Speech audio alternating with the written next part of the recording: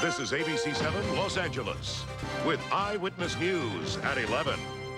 It began with a tragedy, a sheriff's deputy gunned down, then a tense standoff and a fiery siege. Now, hours later, the mystery, what became of the suspect who triggered this day-long drama? Good evening, I'm Michelle Tuzzi in for Laura Diaz. I'm Mark Brown. Here's the latest at 11 o'clock. LA County Sheriff made the sad announcement today. One of his deputies had been shot and killed. The barricaded suspect presumably died in the inferno that followed, but his body still has not been found. That gunfight broke out around 8:30 this morning, leaving one sheriff's deputy dead and ATF agents pinned behind cars, the suspect firing on them from a second-story window.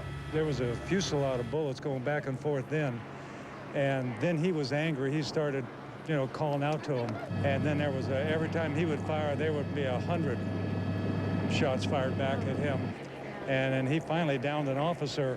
In the armored vehicle above, deputies rescued their fellow lawmen while firing tear gas canisters into Beck's house. Those canisters are believed to have ignited a fire, which quickly spread through the home. The gunman kept shooting, forcing firefighters to try to douse the blaze from behind surrounding homes.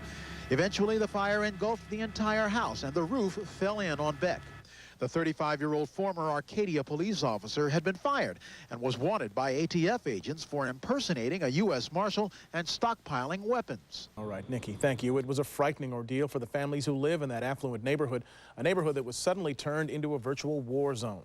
As the suspect fired off more than 150 rounds, his neighbors were evacuated to safety, and 1,200 students at a nearby elementary school were taken by caravan to another campus, where they stayed until their parents could pick them up. The incident impacted thousands. Those closest when the shooting started were forced from their homes for their own safety.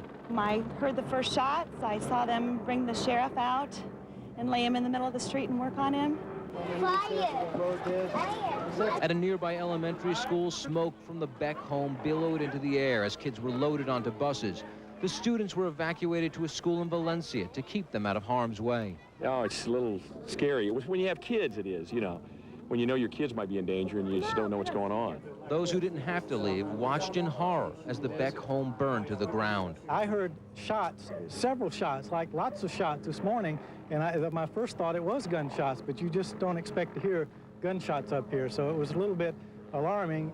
And while the danger is now past and Stevenson Ranch is returning to the quiet people expect, everyone here now realizes it can happen here too.